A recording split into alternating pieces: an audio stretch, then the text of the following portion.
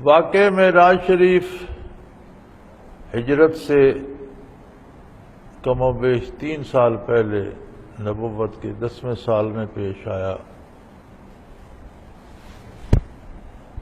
مختصراً واقعہ یوں ہے کہ نبی کریم صلی اللہ علیہ وآلہ وسلم کو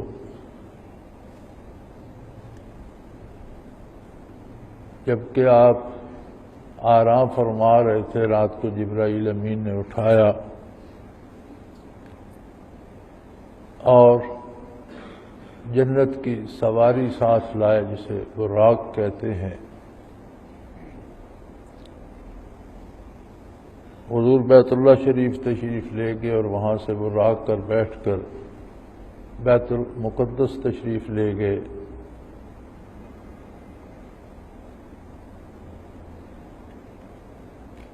اس سفر کو اسرا اس لیے کہا گیا ہے کہ یہ شب بھر کا راتوں رات کا سارا سفر تھا، رات کے سفر کو اسرا کہتے ہیں۔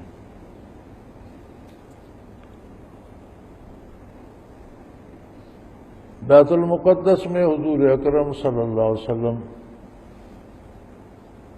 2 رکعت ادا فرمائیں۔ تمام انبیاء علیہ الصلوۃ والسلام کو وہاں لایا گیا اور تمام انبیاء کی حضور نے 2 رکعت میں امامت فرمائی، اور پھر اللہ کریم وہاں سے آسمانوں پر سدرۃ المنتہا آخری آسمان تک اور اس سے آگے جہاں تک اللہ نے چاہا وہاں تک اللہ کریم لے گئے۔ آپ نے برزخ کے حالات مشاہدہ فرمائے، جنت کا مشاہدہ فرمایا بنفس نفیس، دوزخ کو دیکھا، آخرت کے حالات آپ نے آنکھوں دیکھے۔ اللہ کریم جن منازل پر لے گئے وہ اللہ جانے اور اللہ کا حبیب صلی اللہ علیہ وسلم۔ اس میں بعض لوگوں کا خیال یہ ہے کہ یہ معراج روحانی تھا اور روح اقدس نے یہ سب دیکھا۔ روحانی واقعات تو اور روزانی معجزات تو حضور کی زندگی میں بے شمار ہیں، آپ کی سیرت طیبہ بھری پڑی ہے، لیکن اس میں پہلی بات تو شروع ہی سبحان الذی، اللہ قادر ہے، ہر کمزوری سے پاک ہے، وہ جو چاہے کر سکتا ہے۔ اس زمانے میں شب بھر میں مکہ مکرمہ سے بیت المقدس پہنچنا اور واپس آ جانا یہی ناممکنات میں سے تھا۔ مہینوں کا سفر تھا آنے جانے کا، تو وہ زمانہ کسی سواری موٹر ریل گاڑی جہاز وغیرہ کا نہیں تھا، گھوڑے اونٹوں پہ سواری ہوتی تھی۔ تو یہی بہت عجیب و غریب بات تھی، جبکہ اللہ کریم حضور کو بیت المقدس سے بالائے آسمان اور اس سے آگے جہاں تک اللہ نے چاہا لے گئے۔ پھر اس میں جو کہتے ہیں یہ روحانی تھا، انہیں یہ سوچنا چاہیے، اللہ نے فرمایا سبحان الذی اسری بعبدہ، اپنے بندے حضرت محمد صلی اللہ علیہ وسلم کو، بندہ روح کو نہیں کہتے، نہ صرف جسم کو بندہ کہتے، بندہ روح مال جسد کو کہتے ہیں، جسم میں جان باقی ہو تو بندہ کہا جاتا ہے۔ دوسری بات یہاں یہ فرمائی کہ سب سے بلند ترین مقام اللہ کا بندہ ہونا ہے، اللہ کی ذات اور صفات میں شریک نہیں۔ حضور اپنے جسم مبارک سمیت زندگی کی حالت میں مکہ مکرمہ سے بیت المقدس اور بیت المقدس سے سدرۃ المنتہا اور اس سے آگے جہاں تک اللہ چاہا آپ وجود عالی سمیت تشریف لے گئے۔ اور یہ عجیب و غریب اور یکتا معجزہ نبی کریم صلی اللہ علیہ وسلم کا، ہر نبی سے اللہ کا تعلق اس درجے کا رہا کہ ہر نبی پر وحی آتی تھی، لیکن وہی زمینوں پر آتی رہی۔ انبیاء کو اللہ سے شرف ہم کلامی بھی نصیب ہوا، وکلمہ ربہ تکلیما، موسیٰ علیہ السلام کلیم اللہ تھے، لیکن زمین پر ہی بات ہوتی تھی۔ بے شمار معجزات انبیاء کو عطا فرمائے گئے۔ انبیاء کی ارواح کے سفر کی کوئی بات نہیں کر سکتا، اس لیے کہ غیر نبی نبی کی منزل کو جان ہی نہیں سکتا۔ لیکن جسمانی طور پر حضور اکرم صلی اللہ علیہ وآلہ وسلم کے علاوہ کوئی ہستی ان بلندیوں پر تشریف نہیں لے گئی جن پر حضور اکرم جسد انصری سمیت تشریف لے گئے۔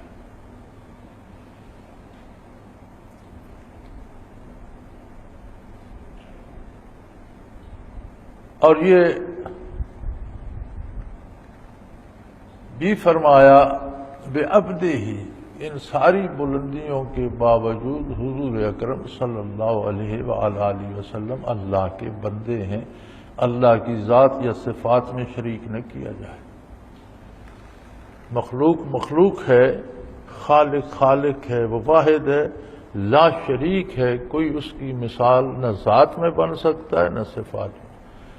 تو اس سفر کی روداد سن کر عیسائیوں کی طرح حضور اکرم صلی اللہ علیہ وسلم سے الوہیت کی نسبت نہ کی جائے، اس لیے فرمایا بعبدہ ہی۔ اس عبد میں دونوں باتیں آ گئیں، ایک تو یہ کہ سفر روح مال جسد آپ کے جسم اطہر کا تھا۔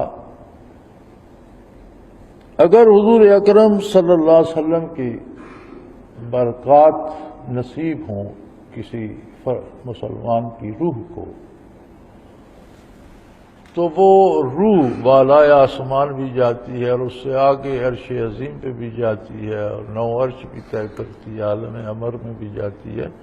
یہ اسی کو سیر سلوک یا اسی کو سلوک یا تصوف کہتے ہیں، اور انہی کو منازل سلوک کہا جاتا ہے۔ لیکن جسد اطہر کے ساتھ جانا اور وہ لطافت، اس کا مطلب ہے حضور اکرم صلی اللہ علیہ وسلم کے جسم اطہر میں وہ لطافت تھی جو ہر کس و ناکس کی روح کو بھی نصیب نہیں ہوتی۔ مسجد اقصی میں تشریف لے گئے، فرمایا بارکنا حولہ۔ مسجد اقصی بیت المقدس ایسی جگہ ہے جس کے ماحول کو، ارد گرد کو ہم نے برکتوں سے بھر دیا۔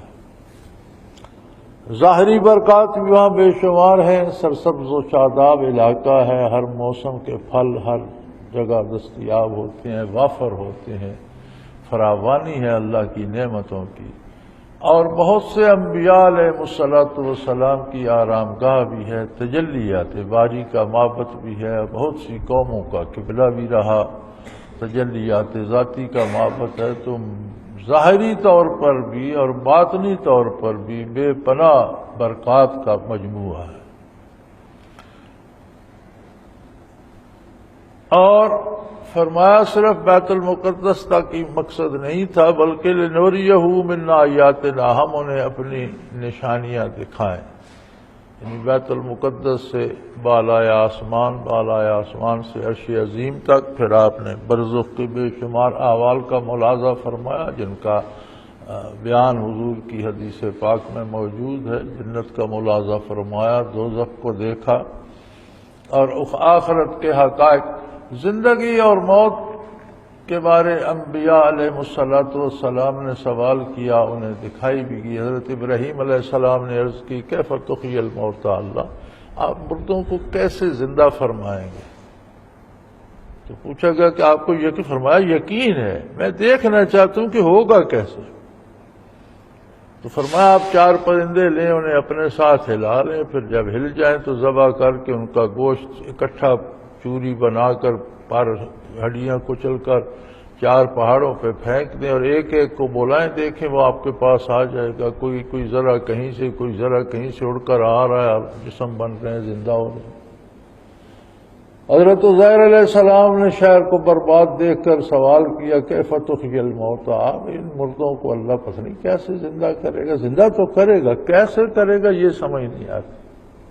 میں نے 100 سال سلا دیا، اور جب اٹھے تو فرمایا آپ دیکھیں آپ کا جو کھانا اور آپ کے پاس جو مشروب تھا وہ ویسے کا ویسا تازہ رکھا ہے، آپ کی سواری کا گدا تھا اسے مٹی کھا گئی، اب دیکھیں وہ کیسے زندہ ہوتا ہے، ایک ایک ذرہ جڑ کر پھر وہ سلامت ہو کر زندہ ہو گیا۔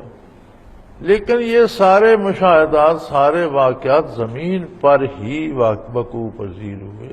یہ حضور اکرم صلی اللہ علیہ وسلم کی ذات ہے کہ جنہوں نے بنفس نفیس تشریف لے جا کر برزخ میں بھی، بالائے آسمان بھی، جنت دوزخ کو بھی، اور اللہ جل شانہ کی بارگاہ میں حاضری بھی۔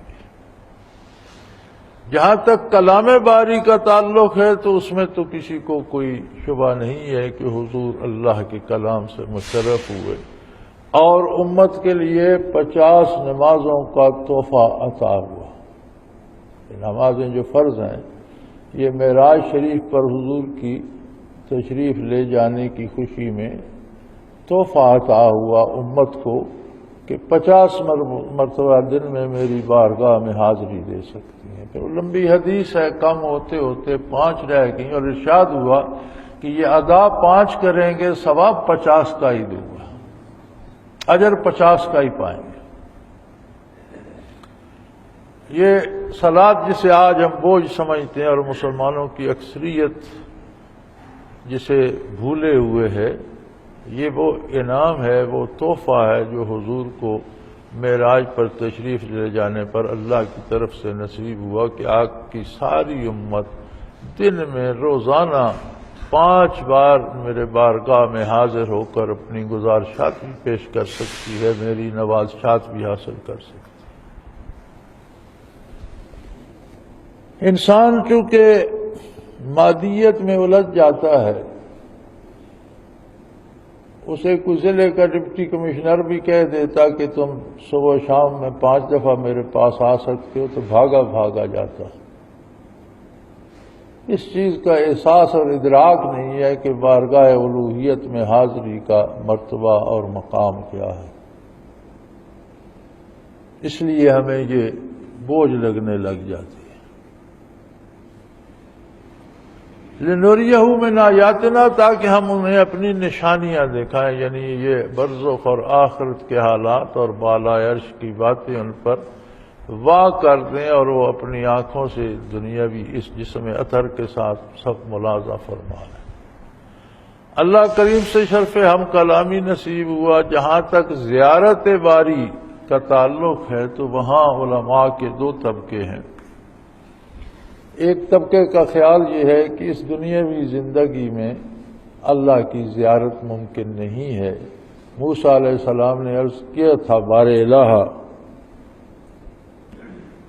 رب ارنی انظر الیک، اے اللہ مجھے اپنا جمال دکھائیں، میں آپ کو دیکھنا چاہتا ہوں۔ تو فرمایا آپ دیکھ نہیں سکتے۔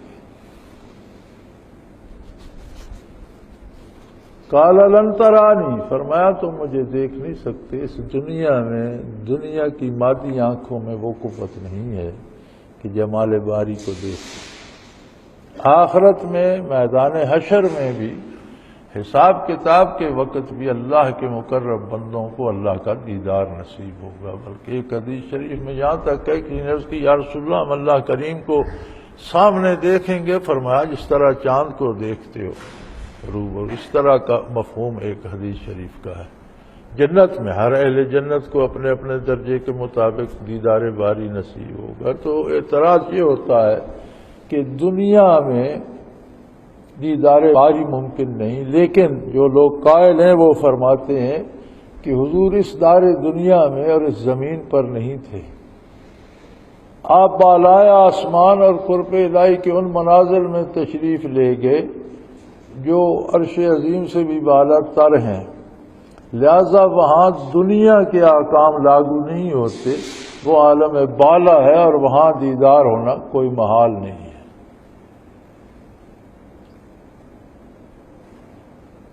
انہ هو السمیع البصیر، یقیناً اللہ کریم ایسے ہیں کہ سب کچھ سنتے بھی ہیں دیکھتے بھی ہیں۔ سبحان اللہ سے شروع کیا کہ اللہ پاک ہے، وہ جو چاہے کر سکتا ہے، کوئی کمزوری کوئی رکاوٹ اس کی راہ میں نہیں، ہر چیز پہ قادر ہے، اپنے حبیب کو سفر کرایا قادر ہے، بالائے عرش لے گیا وہ قادر ہے، آخرت دکھائی وہ قادر ہے، جو چاہے کر سکتا ہے۔ تو آج تو مادی سائنس نے گاڑیاں، جہاز، پھر راکٹ بنا کر حیرت انگیز کرشمے جو ہیں وہ مادی طور پر کر دیے، تو یہ تو قدرت باری کی بات ہے، اللہ جو چاہے کرے۔